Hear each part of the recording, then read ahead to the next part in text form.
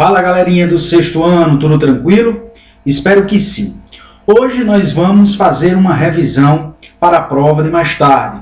Nós vamos passear um pouco sobre tudo aquilo que nós estudamos no decorrer dessas primeiras aulas, para que mais tarde você possa fazer uma prova bem tranquila, com muita facilidade, tá certo? Então vamos lá. Na aula de hoje, nós vamos passear pelo conteúdo Olhares Diferentes, que está no seu volume 2 da apostila, tá certo? Lá na primeira aula, nós começamos já a discutir um pouco sobre os olhares. E aí nós percebemos que cada um de nós possuímos um olhar diferente ou olhares diferentes sobre as coisas. Os nossos olhares, eles recebem influência dos lugares que nós ocupamos, dos contextos nos quais nós estamos inseridos, das situações que nós vivemos ao longo da nossa vida.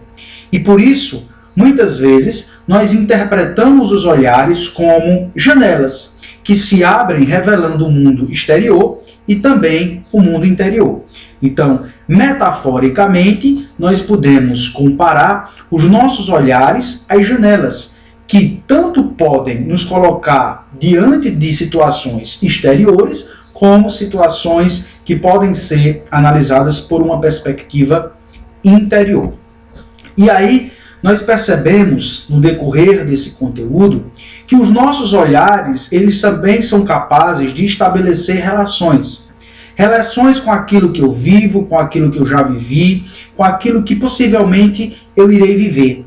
Essas relações são o que nós chamamos de pontes, que nós podemos relacionar à construção de pontes entre as coisas, as pessoas, os olhares, os saberes, as lembranças, as ideias e os pensamentos. Nossos olhares janelas se abrem à percepção do mundo, orientados por nossos interesses, pensamentos, nossas experiências e preferências. Por isso, desses elementos é possível organizar o que nós vemos e percebemos, estabelecendo relações com ideias, saberes, lembranças e etc. Então, é importante você compreender que os nossos olhares, eles nos dão caminho, nos dão possibilidade de nós fazermos ligações com outros aspectos das nossas vidas, como as nossas lembranças, como os nossos saberes, como as nossas ideias e os nossos pensamentos. Vimos também que o filósofo René Descartes tinha uma perspectiva diferente com relação ao que nós chamamos de imaginação. Para Descartes, o ato de imaginar nada mais é do que contemplar na mente a imagem de um corpo material. Se nós pegarmos a ideia de Descartes, nós vamos perceber que imaginar é como abrir janelas do pensamento por trás dos nossos olhares, janelas. Para o filósofo, essa imaginação é a capacidade de formar imagens mentais daquilo que captamos do mundo por meio de sentidos. Portanto, ela não forma um conhecimento puro da realidade, mas pode contribuir para que esta seja conhecida. Então, na perspectiva de René Descartes, nós seres humanos não teríamos essa possibilidade de conhecermos a realidade de forma completa, a realidade pura. Mas nós, através dos nossos olhares, poderíamos criar uma imaginação que contribuiria para que nós pudéssemos ou possamos conhecer um pouco da realidade. Com os nossos olhares, nós também temos a possibilidade de formarmos nossas ideias, nossos pensamentos e nossas hipóteses. As hipóteses, elas são relações também com os nossos olhares. Então, um dos modos pelos quais a imaginação pode contribuir para conhecermos melhor a realidade é elaborar hipóteses sobre o que percebemos à nossa volta.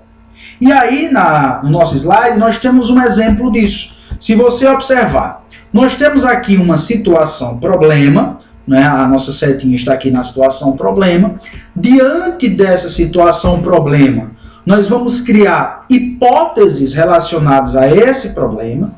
E aí, para que nós saibamos se essas hipóteses elas estão relacionadas corretamente ou não, nós precisamos verificar essas hipóteses. Então, nós precisamos passar por um processo que nós chamamos de verificação de hipóteses. E aí, nessa verificação de hipóteses, nós vamos perceber se essas hipóteses que nós buscamos dessa situação problema, elas são verdadeiras ou se não. E aí, se elas são verdadeiras, se sim, então a situação problema estará resolvida. Se não, elas precisam ser reformuladas. Então, as nossas hipóteses precisam ser reformuladas. Lá na nossa aula sobre hipóteses, nós vimos uma situação em que determinada pessoa estaria no seu quarto, organizando o seu quarto, e de repente o som que estava ligado, ele para de funcionar. O que é que vai acontecer? Aquela pessoa, ela vai formular hipóteses.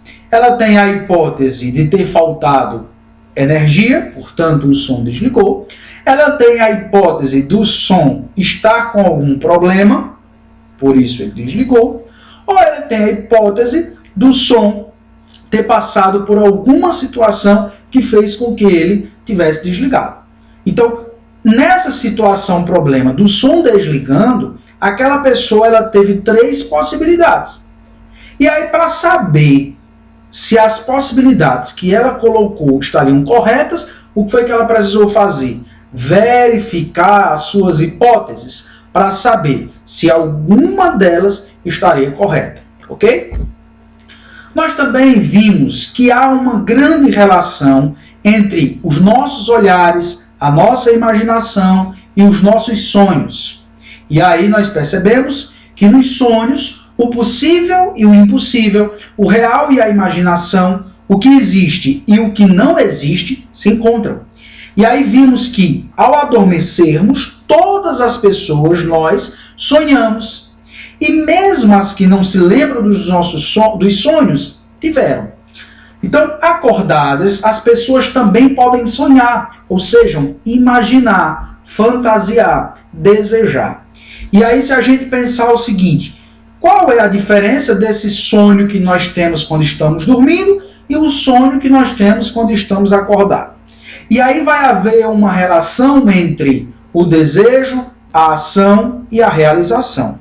No seu slide que você está vendo aí na tela, nós temos uma situação em que temos um trabalhador aí no seu escritório, no seu local de trabalho, imaginando que poderia estar numa praia num momento como esse.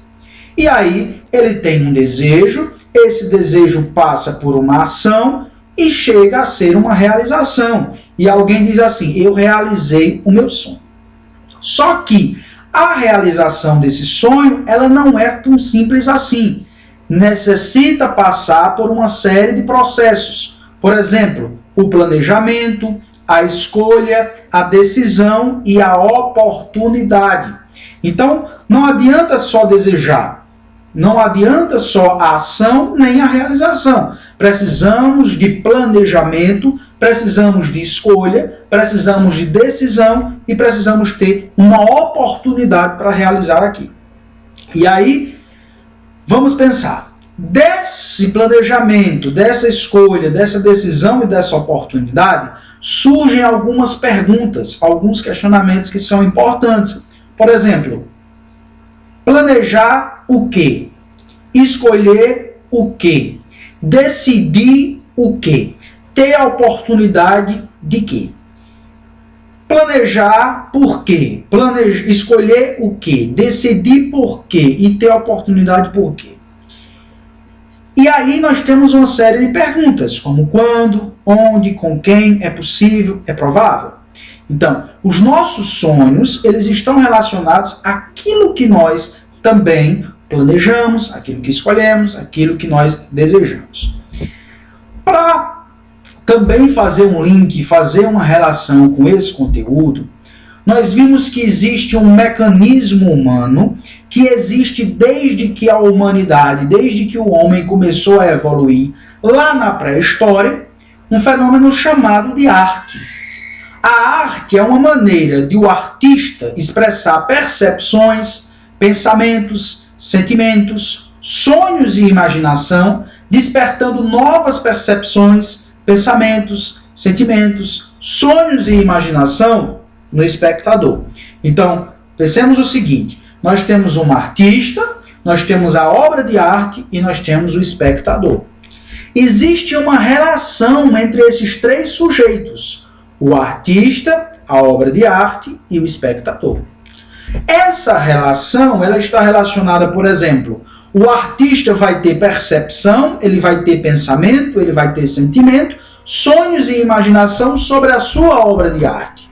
O espectador que tem contato com a obra e com a arte do artista, ele também vai ter, a partir da sua observação da obra de arte, ter suas percepções, seus pensamentos, seus sentimentos, seus sonhos e sua imaginação com relação àquela obra. Então, a arte também está relacionada aos nossos olhares, está relacionado com aquilo que nós temos como experiência do olhar, ok? Pessoal, esse foi o conteúdo da nossa revisão. Espero que você tenha aproveitado, tenha dado para clarear as ideias, tenha dado para você ter um norte, né, na nossa prova de hoje. Espero que você faça uma boa prova, tenha um bom resultado. Daqui a pouco nós estaremos todos juntos comemorando vários resultados positivos. Até a próxima. Tchau, tchau.